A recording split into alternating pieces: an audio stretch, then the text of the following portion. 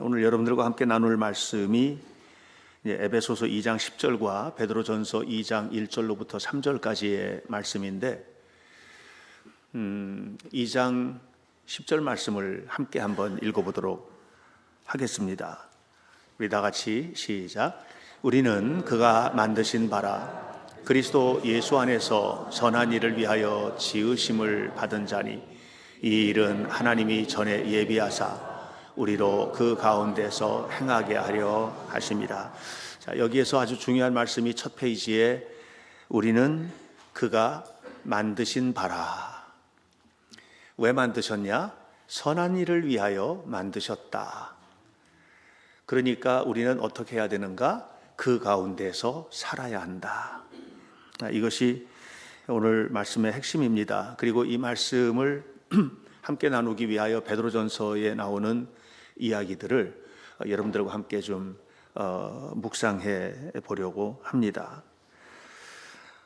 오늘 성경 에베소서 2장 10절은 우리는 그가 만드셨다 이렇게 이야기를 했는데 히랍 말로 그리스 말로 이 말씀이 이렇게 되어 있습니다. 아우트가르 에스멘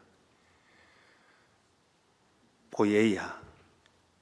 자, 우리가 그 아우트가르 에스멘 보이메니아라고 하는 이 히랍 말, 그리스 말이거든요. 이제 성경은 신약 성경은 그리스 말로 써 있습니다. 이 말을 그대로 번역을 하면 무슨 말이냐 하면 우리는 하나님께서 지으신 시이다 이런 말입니다. 우리는 하나님께서 지으신 시이다. 우리나라에서 노벨 문학상 수상 작가가 나왔죠. 너무너무 박수 칠 만한 일이고 환호성을 지를 일이다라고 생각을 합니다. 놀라운 축복을 우리가 문화적으로 받고 있지 않나 하는 그런 생각을 했습니다.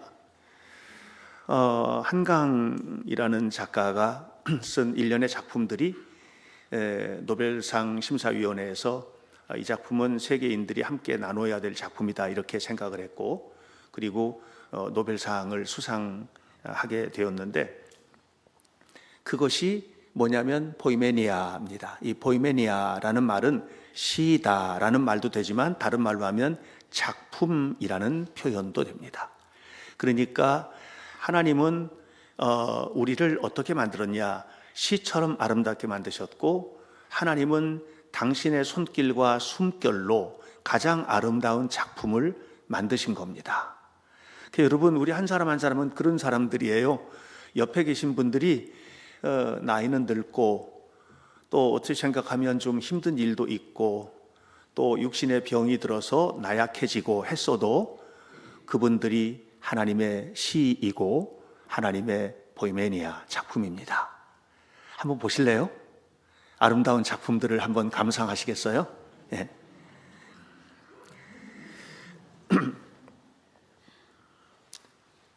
하나님이 보시는 눈하고 우리가 보는 눈하고는 보는 초점들이 다릅니다. 우리는 겉모습을 보고 그 사람의 위치나 업적을 보지만 하나님은 당신이 만드신 형상을 봅니다. 우리는 그것을 거룩하게 회복하고 살아야 되는데 자, 여기 작품, 하나님은 우리를 보이메니아, 작품으로 만드셨다 이렇게 얘기를 하는데 작품도 있지만 상품도 있거든요. 상품은 뭐냐? 찍어내는 겁니다. 대량 생산이 가능합니다. 기계로 막 돌리면 얼마든지 만들어낼 수 있기 때문에 가치가 떨어집니다. 그러나 작품은 유일성을 가지고 있거든요. 하나밖에 없는 거예요.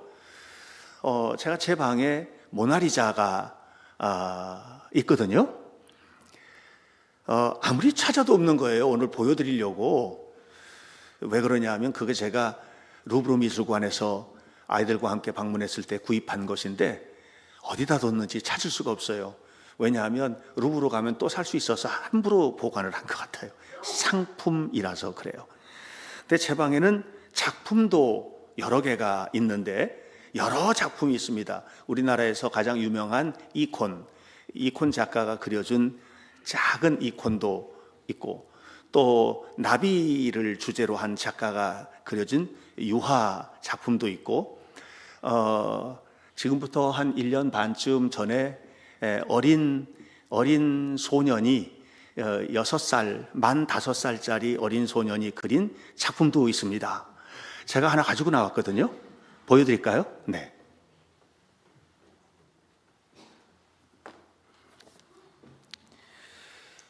요게 로빈이가 5살 때 그린, 이게 이제 저는 누가 그려준 줄 알았어요. 그랬더니 자기가 그렸대요. 뭐 전부 다. 자, 보세요. 자. 네. 박수 쳐주셔서 고마워요. 네. 아니.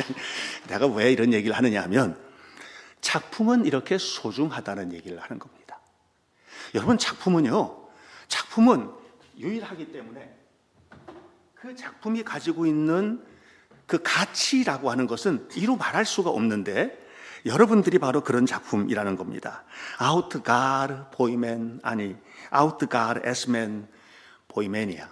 여러분은 하나님이 만드신 소중한 작품, 하나님께서 여러분의 걸어가는 거, 살아가는 거, 이 모든 것들을 시처럼 아름답게 하신, 그런데 우리는 그것을 무너뜨리고 말았습니다. 아담과 하와가 죄를 지음으로 그게 무너졌는데요, 이 무너져버린 우리에게는 덕지덕지 붙어있는 것들이 많습니다.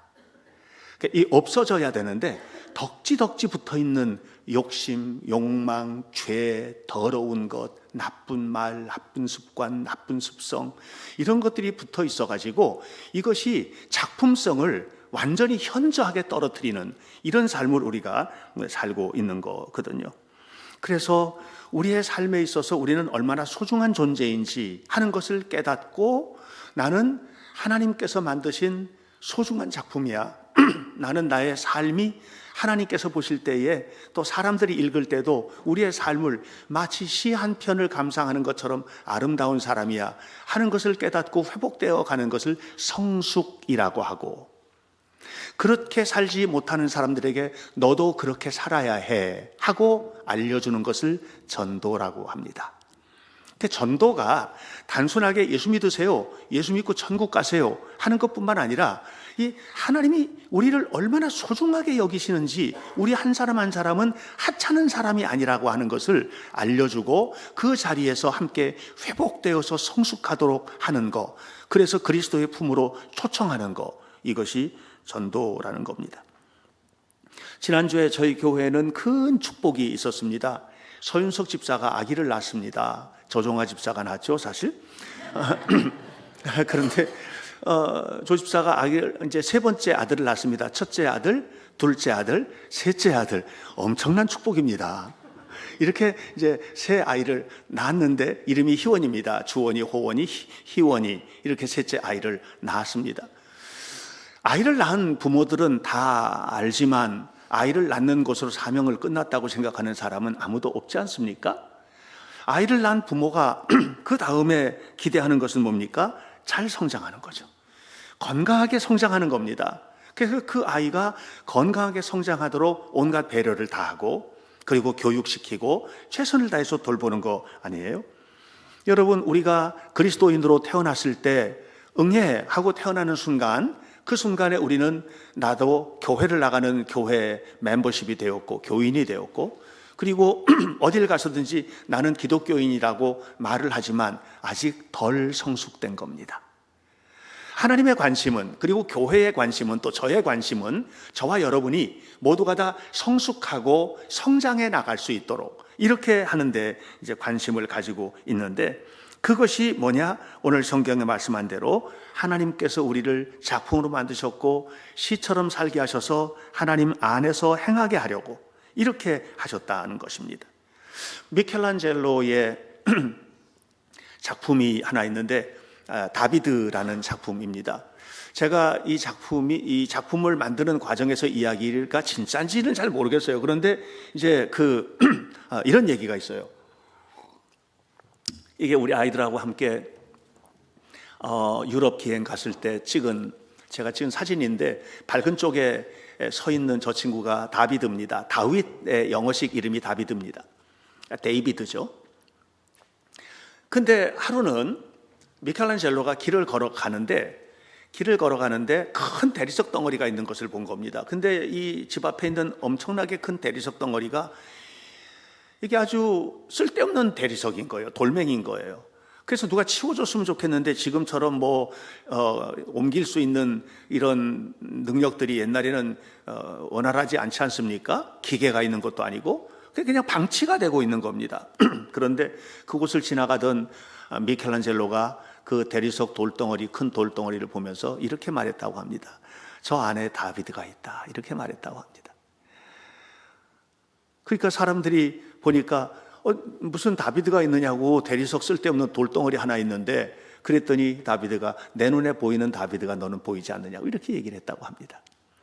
그리고 그 돌덩어리를 작업실로 옮겨서 그 돌덩어리에서 쓸데없는 것들을 다 덜어내고 예쁘게 다듬고 했더니 그 속에 다비드가 나온 겁니다. 그 돌덩어리 안에는 다비드가 있었던 거예요. 여러분에게 붙어있는 세상적인 것들 때문에 잘 모르시지만 이것을 다 덜어내고 보면 여러분들은 모두 하나님의 작품이신 거예요. 하나님의 아름다운 시, 여러분 한 사람 한 사람이 시편 1편, 2편, 3편, 4편, 5편, 119편, 123편, 150편인 겁니다. 여러분들, 우리가 그렇게 포이메니아, 나는 진짜 거룩한 그 시편으로서의 삶, 또 거룩한 하나님의 작품으로서의 삶을 실천하고 살아야만 합니다. 이것이 가능하기 위하여 사도 베드로는 베드로전서 2장 3절에서 이렇게 말했습니다. 하나님을 맛본 자가 이것을 행한다. 너희가 주의 인자하심을 맛보았으면 그리하라. 하나님의 인자하심을 맛보는 겁니다. 맛있는 음식점은 자꾸 가게 되잖아요. 하나님의 인자하심을 맛본, 이 인자는 사랑인데 하나님의 사랑을 경험한 사람이 하나님의 합당한 삶을 살아가게 되는 것이고, 이런 사람이 살아가는 것이 곧 말씀이 현장에서 드러내는 시편과 같은 삶이 되는 것입니다. 저는 우리 성도들이 그와 같이 아름답게 살아가게 되기를 바랍니다. 이를 위하여 우리에게는 버려야 될 것이 있고 붙들어야 될 게 있어요. 버려야 될 것이 뭔가? 베드로전서 2장 1절에 나옵니다. 베드로전서 2장 1절을 보면 이렇게 말합니다. 모든 악독과 모든 기만과 외식과 시기와 비방하는 것을 버려라 그랬어요. 모든 악독도 버리고 기만도 버리고 외식도 버리고 시기도 버리고 비방하는 말도 버리고 이런 것들을 다 버려라. 버려야 된다. 이걸 버려야 작품이 되는 것이다. 이렇게 다듬어야 된다는 거예요. 다듬어야 되는 거. 버려야 될 게 있어요. 아프리카에 가면 원숭이 사냥을 하는 얘기가 들려오는 얘기가 있죠. 아프리카 사람들 원숭이 사냥할 때 항아리를 이렇게 끈에 묶어서 놓던가 아니면 흙 속에 묻어 놓던가 한답니다. 그리고 그 속에 바나나를 넣어놓으면 원숭이가 와서 그 속에 집어넣고 바나나를 쥔답니다. 그래서 사람이 이제 와도 도망을 못 가는 거예요. 이걸 놓고 가면 되는데 이걸 놓지 않고 바나나를 움켜쥐고 빼려고 하니 빠지지를 않는 거죠. 그래서 잡혀서 생명을 잃는 겁니다. 바나나를 집은 건 좋은데, 배고픈 원숭이가 이 바나나를 먹기 위해서 집은 건 좋은데, 원숭이가 바나나 진짜 좋아하더라고요. 보니까 이걸 집은 건 좋은데 근데 자기 목숨과 바꾼 거예요. 놓지를 않아서. 이것이 결국은 문제예요. 여러분, 우리에게 진짜 소중한 것들을 우리는 붙들고 사는 겁니다. 그런데 그보다 더 소중한 게 있는 거예요. 하나님께서 우리에게 주신 생명, 그리고 하나님께서 우리에게 열어주시는 길들, 하나님께서 우리에게 약속하신 약속들. 우리는 현실을 붙들고 하나님의 약속을 잃어버리게 되는 경우들이 너무 많아요. 결국 움켜쥔 것을 놓지를 못해서 그 밀림에 가득한 바나나를 누리지를 못하게 되는 것이고 생명도 잃어버리고 마는 것입니다. 어린 아기가 태어났을 때 이 아기가 그냥 기어다니는 것이 습관이 되지 않습니까?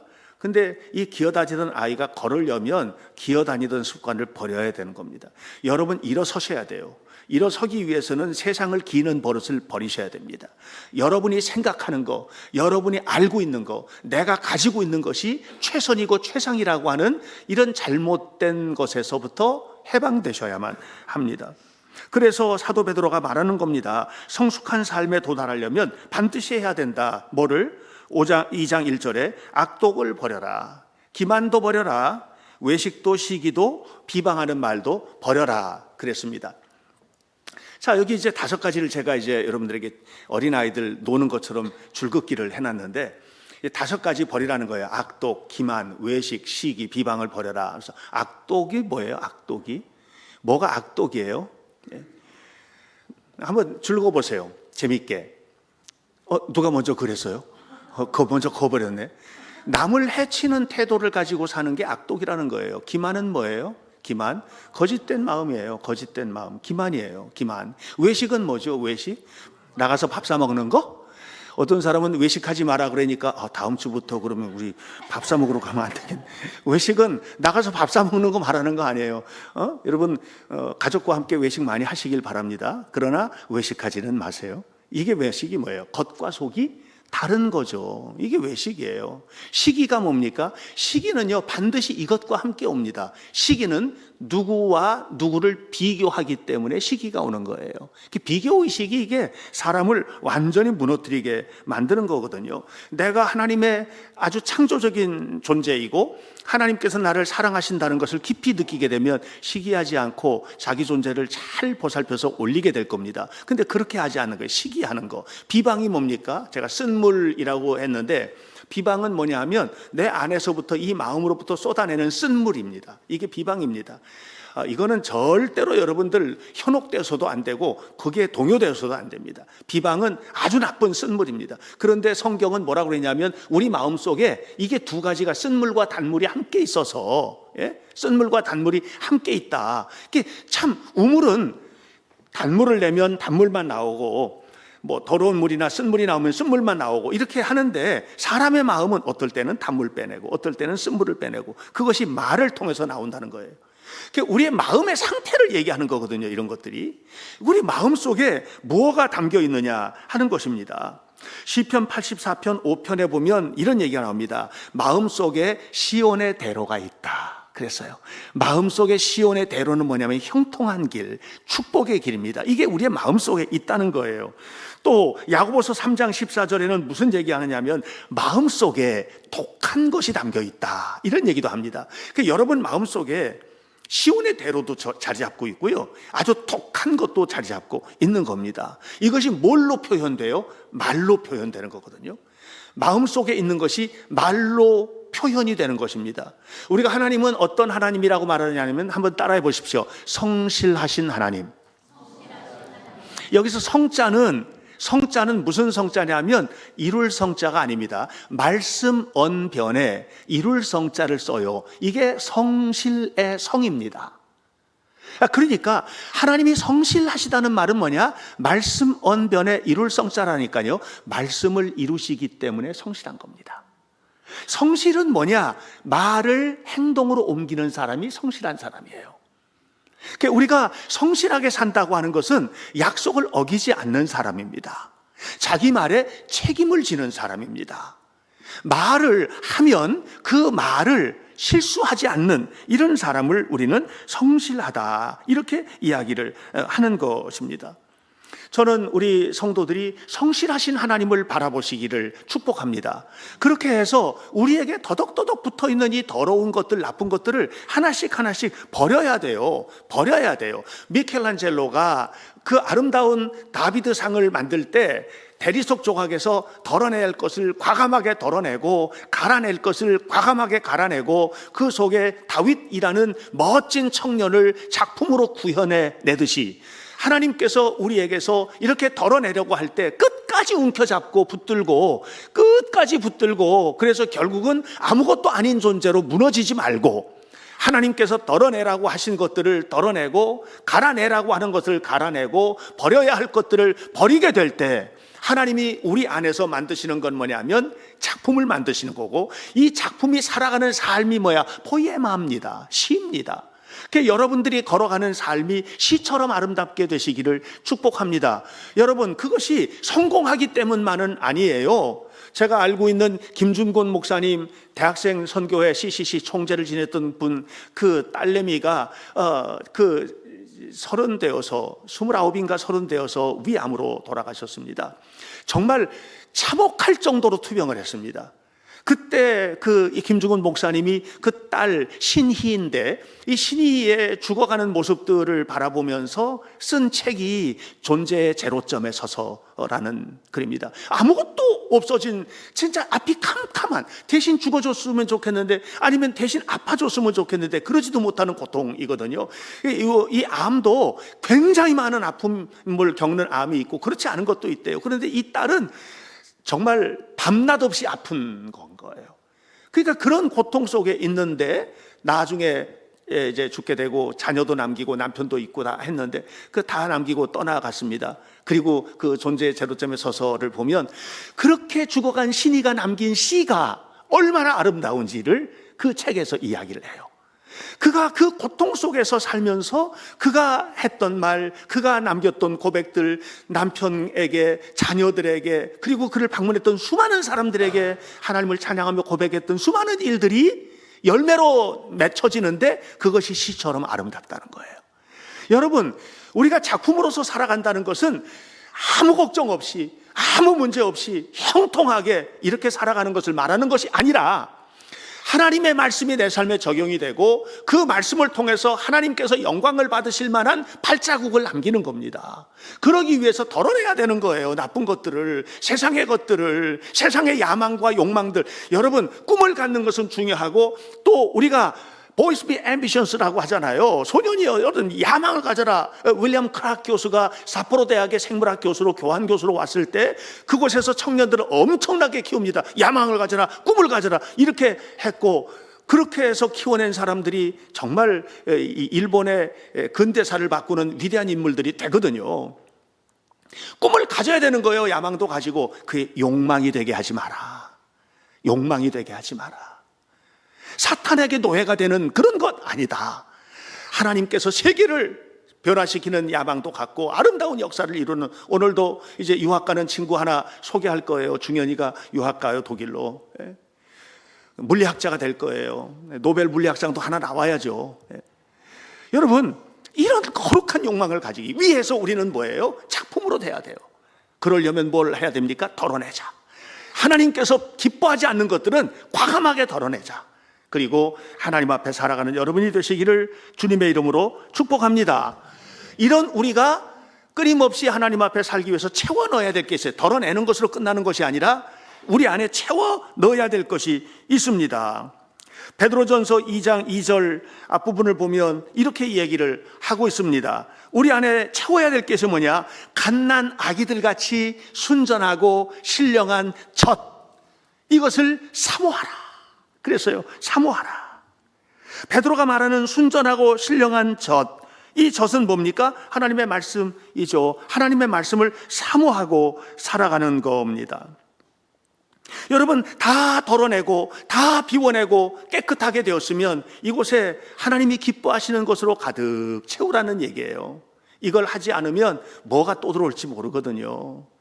마태복음 12장을 보면 이런 얘기가 나오잖아요. 어떤 사람이 귀신 들렸는데 그 귀신을 쫓아내 준 거예요. 그래서 깨끗하게 정리가 됐어요. 그래서 완전히 청소가 됐습니다. 근데 이 귀신이 나가서 성경이 말하는 게 재밌어요. 이제 43절부터 45절 보면 이런 얘기를 해요. 귀신이 나왔는데 여기저기 다니는데 귀신도 쉬어야 되나 봐요. 쉴 곳을 찾지 못한 거예요. 다시 말하면 더러운 곳을 못 찾은 거예요. 그리고 다니다가 옛날 집은 어떤가 가볼까 하고 와보니까 깨끗하게 청소가 되고 비어 있는데 아무것도 없으니까, 이야, 여기 진짜 좋은 데 있는데 내가 왜 이렇게 다녔나 하고 더 악한 귀신 7을 데리고 와서 이전보다 더 나쁜 상황이 되었다 그랬어요. 여러분의 세상을 버리고 주님 앞에 나와 있는 겁니다. 근데 이곳에 나왔는데 왜 만족이 없어요? 왜 기쁨이 없어요? 왜 미래에 대한 희망이 없어요? 비워만 놓고 계셔서 그래요.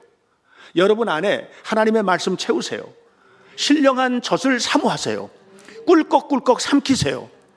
여러분, 우리 이제 손숙 집사의 가정에 새 아기가 태어났는데 조종아 집사가 이제 젖을 먹이지 않겠습니까?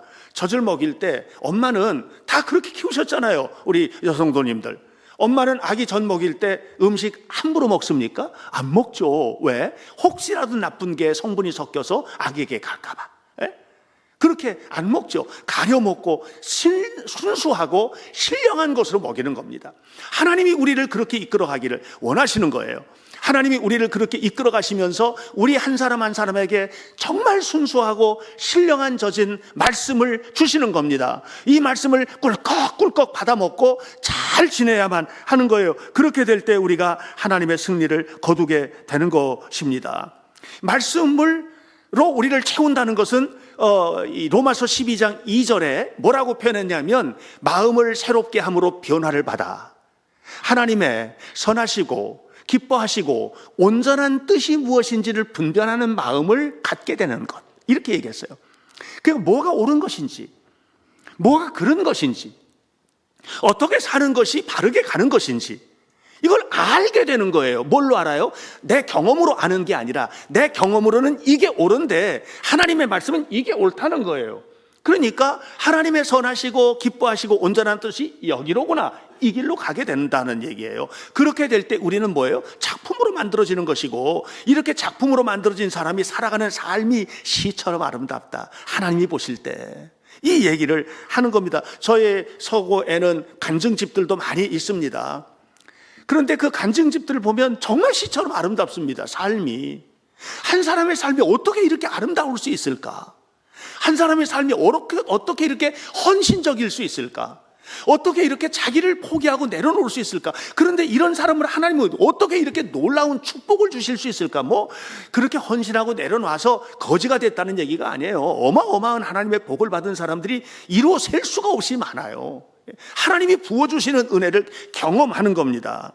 그러니 여러분의 축복을 위해서도 사모하셔야죠. 하나님의 말씀을, 하나님의 선하시고 기뻐하시고 온전하신 뜻이 무엇인지 말씀을 통해서 분별하셔야죠. 이렇게 여러분들이 살아가게 되시기를 축복합니다. 예수님께서 말씀하셨잖아요. 마태복음 4장 4절에 사람이 떡으로만 사는 게 아니다, 사람은 먹어야 사는데 떡으로만 그랬잖아요. 떡은 먹지 말고 살아라, 이게 아니고 떡으로만 살지 말아라. 하나님의 말씀도 먹고 살아라. 하나님의 말씀도 먹고 살아야 몸의 건강만 건강이 아니고 마음이 건강해야, 영혼이 건강해야 이 건강한 몸뚱이가 바로 사용되고 바로 가는 것이지. 몸뚱이는 건강한데 마음은 썩어 있으면 안 되는 것 아느냐. 여러분, 마음을 붙들어야 되는 거예요. 예. 제가 갑자기 이름이 생각나지 않아서 죄송한데, 시카고 대학의 노벨 경제학상을 받았던, 경제 통계학으로 이제 노벨상을 받았던 분이 계세요. 근데 그분이 그 제4의 대각성이라는 유작을 남겨요. 마지막 작품이에요. 그 책에서 나중에 결론처럼 하는 얘기입니다. 이 세상에 어떻게 종말이 올 거냐, 이 얘기를 하면서 무슨 얘기를 하느냐 하면 기아가 아니라는 거예요. 핵보튼, 핵단추가 아니라는 거죠. 기후위기 이런 거, 굶어 죽는 것도 아니고 뭐 기후위기 때문에 아니고 핵전쟁 때문이 아니고 영적인 고갈 때문에 역사는 끝난다. 영적인 고갈의 문제를 과학자가 얘기를 하고 있어요. 경제학자가. 이 말이 맞잖아요. 영적으로 무너진 미친 사람이 핵단추 누르는 거예요. 영적인 고갈된 사람이 자기만 알고 자기 배송만 하고 저 어렵고 힘들게 살아가는 사람들 그 눈 한 번 안 주는 겁니다. 그 부자와 나사로의 비유에서처럼. 영적으로 충만한 사람은 그렇게 살 수 없어요. 영적으로 만족한 사람은요, 그렇게 영적으로 만족한 사람의 가정은 행복할 수밖에 없습니다. 영적으로 만족하고 풍성한 부모가 지도하는 자녀들은 무너질 수 없습니다. 그러니까 여러분, 이 영적인 고갈 문제가 심각하잖아요. 이 어디서 경험되는 거예요? 우리의 마음, 영혼 속에서.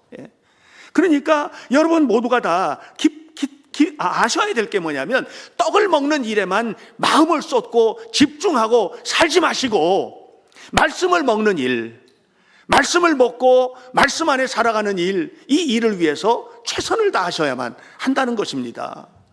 이번에 우리 장로님들 네 분하고 함께 필리핀 선교지를 다녀왔습니다. 선교지 가서 있는 동안에 그 운전을 하던, 이제 차를 빌렸거든요. 한 대 빌렸는데 그 차를 운전하던 운전기사가 이제 그 누구냐고, 내가 누구냐고, 여기 누구냐고 이제 한번 물어봤나 봐요. 장로님 한 분한테. 그랬더니 이제 PARK, 파크이다. 저분이 파크이다. 그랬더니 계속해서 저한테 와가지고 미스터 파크 그러더라고요. 근데 이제 나중에 알게 됐어요. 제가 목사라는 걸 알게 됐어요. 그때부터 이 사람의 태도가 완전히 바뀌는 거예요. 내가 미스터 팍이라고 하는 것을 알 때 그가 나를 대하던 태도하고, 내가 패스터라고 하는 것을 알게 된 다음에 나를 대하는 태도하고 이게 완전히 달라지는 거예요. 그러면서 나중에 뭐 별걸 다 물어보고 자기는 그러면서 소개하는 거예요. 자기는 거듭난 크리스찬이라는 겁니다. 예. 나는 거듭난 크리스찬입니다 라고 얘기해요. 교회 다니는 사람이 아니고 거듭난 크리스찬이라는 거예요. 저는 여러분들도 그렇게 누구에게 소개할 수 있게 되기를 바라요. 나 교회 다니는 사람이 아니라 거듭난 크리스찬이에요. I'm a born again 크리스찬이라고. 나는 거듭난 크리스찬이라고. 정말 이 사실, 이게 사람을 작품으로 만드는 거거든요. 나중에 이제 또 다른 섬으로 들어가기 위해서 배를 타야 되는데, 한 2시간 정도 배를 타고 가야 되는데, 그곳에서 인사하면서 오더니 끌어안는 거예요. 또 뵀으면 좋겠다고 이렇게 하면서 많은 얘기들을 나눴거든요. 그래서 축복해주고 제가 왔습니다. 사랑하는 여러분, 하나님의 말씀으로 가득해지고 하나님의 은혜로 가득한 사람들은 거듭난 삶을 사는 것인데, 이렇게 거듭난 삶을 살아가는 자녀가 하나님께서 기뻐하시는 삶을 사는 겁니다. 신령한 젖을 자꾸만 들어야 됩니다. 예배를 통해서 듣는 거예요. 설교입니다. 신령한 젖을 읽어야 됩니다. 하나님의 말씀인 성경을 읽어야 되는 겁니다. 어떻게 그거 읽지 않고 알아요? 모르죠. 또 하나님의 말씀인 성경을 암송해야 됩니다. 자꾸만 암송해야 되는 겁니다. 자, 함께 고린도전서 13장 1절부터 우리가 12절까지 했잖아요. 함께 암송해 보도록 합시다. 함께 다 같이 시작. 내가 사람의 방언과 천사의 말을 할지라도 사랑이 없으면 소리나는 구리와 울리는 꽹과리가 되고, 내가 예언하는 능력이 있어 모든 비밀과 모든 지식을 알고 또 산을 옮길 만한 모든 믿음 있을지라도 사랑이 없으면 내가 아무것도 아니요, 내가 내게 있는 모든 것으로 구제하고 또 내 몸을 불사르게 내줄지라도 사랑이 없으면 내게 아무 유익이 없느니라. 사랑은 오래 참고 사랑은 온유하며 시기하지 아니하며 사랑은 자랑하지 아니하며 교만하지 아니하며 무례히 행하지 아니하며 자기의 유익을 구하지 아니하며 성내지 아니하며 악한 것을 생각하지 아니하며 불의를 기뻐하지 아니하며 진리와 함께 기뻐하고 모든 것을 참으며 모든 것을 믿으며 모든 것을 바라며 모든 것을 견디느니라. 사랑은 언제까지나 떨어지지 아니하되 예언도 패하고 방언도 그치고 지식도 패하리라. 우리는 부분적으로 알고 부분적으로 예언하니 온전한 것이 올 때에는 부분적으로 하던 것이 패하리라. 내가 어렸을 때에는 말하는 것이 어린아이와 같고 깨닫는 것이 어린아이와 같고 생각하는 것이 어린아이와 같다가 장성한 사람이 되어서는 어린아이의 일을 버렸노라. 우리가 지금은 거울로 보는 것 같이 희미하나 그때에는 얼굴과 얼굴을 대하여 볼 것이요, 지금은 내가 부분적으로 아나 그때에는 주께서 나를 아신 것 같이 내가 온전히 알리라. 그런즉 믿음, 소망, 사랑 이 세 가지는 항상 있을 것인데 그 중에 제일은 사랑이라. 암송하는 겁니다. 암송을 하게 되면 뭐가 오느냐? 묵상이 되는 겁니다. 그러면 나는 정말 사랑하며 사는가? 이걸 생각하고 씹어내는 게 묵상이거든요. 이게 신령한 젖으로 충만해지는 거예요. 이게 충만하면 살찌는 겁니다. 건강하게 근육이 붙고 뼈도 튼튼하고 오장육부가 튼튼하고, 그래서 정말 아름답게 하나님께서 주시는 삶을 살게 되는 거거든요.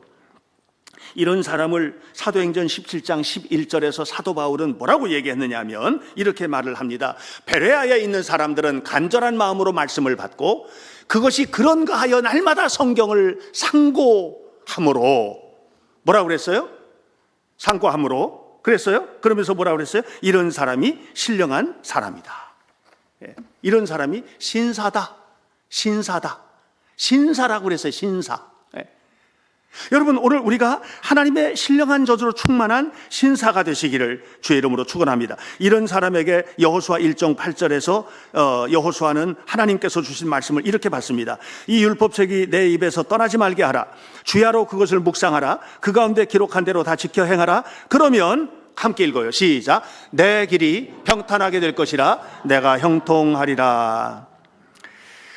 이렇게 우리가 쓸데없는 거 덜어내고 하나님의 은혜로 채워지고 하게 되면 또 채워지고 말씀으로 채워지고, 이렇게 하시는 하나님의 궁극적인 목적이 뭡니까? 그 궁극적인 목적이 베드로전서 2장 2절 끝부분에 이렇게 말했습니다. 이를 위하여 하나님께서 우리에게 주신 은혜요, 구원에 이르도록 자라게 하려고. 구원에 이르도록 자라게 하려고. 오늘 에베소서 2장 10절 뒷부분 뭐라고 그랬어요? 그 가운데서 살게 하려고, 하나님의 말씀으로 살게 하려고. 군더더기가 잔뜩 붙으면 힘들잖아요. 이게 멋진 모습이 안 나오는 거예요. 멋진 모습이 나와야 되거든요. 이것도 덕지 붙고 저것도 덕지 붙고 이게 안 되는 거거든요. 그래서 다 떼어내고, 그러면 정말 좋은 영양분으로 가득 채우고, 그리고 나서 사는 거예요. 뛰는 거예요. 이렇게 살도록 하려고 하나님께서 우리에게 주신다는 겁니다. 그러면 우리에게 나타나는 게 뭐냐? 마태복음 5장 16절에서 이렇게 말했습니다. 착한 행실이 나타나는 거예요. 하나님이 기뻐하시는 행실이 나타나는 거예요. 그리고 우리의 삶을 통해서 하나님께 영광을 돌리게 됩니다. 할렐루야. 꼭 그렇게 되시기를 주님의 이름으로 축복합니다. 영국 교회 축제가 열렸습니다. 아주 오래된 교회이고, 이 교회에서는 선교사도 파송을 하고 뭐 이렇게 했는데, 이제 파송된 선교사님 중에서 아주 나이 드신, 연세 드신 선교사님이 한 분이 있었는데, 그 축제에 배우이면서 성우인 한 성도가 참여를 한 겁니다. 너무 목소리가 좋은 분이니까 이 선교사님이 그를 초청을 해서 앞으로 나오겠습니다. 그리고 시편 23편을 좀 모든 사람들에게 읽어주도록, 그래서 이 사람이 시편 23편을 읽었습니다. 목소리 너무 좋고요. 또 멋진 사람이 읽으니까 우레와 같은 박수, 환호성, 와! 하고 환호성을 지르고 이렇게 했습니다. 그리고 났는데 이 배우가, 이 성우가 선교사님에게 선교사님도 좀 읽어주시면 좋겠다고. 그러자 선교사님이 단에 섰습니다. 그리고 눈을 감고 말씀을 암송하기 시작합니다. The Lord is my shepherd, I shall not be in want. He makes me lie down in green pastures. He leads me beside quiet waters. He restores my soul. 쭉 가면서 조용히, 그리고 온 마음을 다해서 다 읽었습니다. 아멘. 근데 아무도 박수를 안 치는 거예요. 아무도 박수를 안 치는 거예요. 그리고서는 눈을 떴는데 보니까 여기저기서 눈물을 흘리고 흐느끼기 시작했어요. 그 배우가, 성우가 성경을 읽을 때 사람들은 목소리를 들었습니다. 그리고 그 아름다운 목소리에 환호성을 질렀습니다. 이 선교사님이 암송을 할 때 사람들은 하나님의 임재를 경험했습니다. 그리고 그 하나님의 임재 때문에 너무나 감격스러워서 눈물을 흘리고 자기에게 임하시는 하나님의 영광을 돌리면서 아멘을 고백했던 것입니다. 저는 여러분 모두가 다 하나님의 임재 속에서 사시기를 바랍니다. 그러면 그러기 위해서는 덜어내세요. 좀 덜어내세요. 좀 많이 덜어내셔야 될 것 같아요. 그리고 말씀으로 채우세요. 그리고 그 말씀으로 사세요. 그것이 시입니다. 그것이 작품으로서의 삶입니다. 여러분 모두에게 하나님의 은혜가 가득하시기를 축복합니다. 기도하겠습니다. 하나님 감사합니다. 구원받은 사람으로 살아가도록 도우시옵소서. 하나님의 사람으로 살아가도록 도우시옵소서.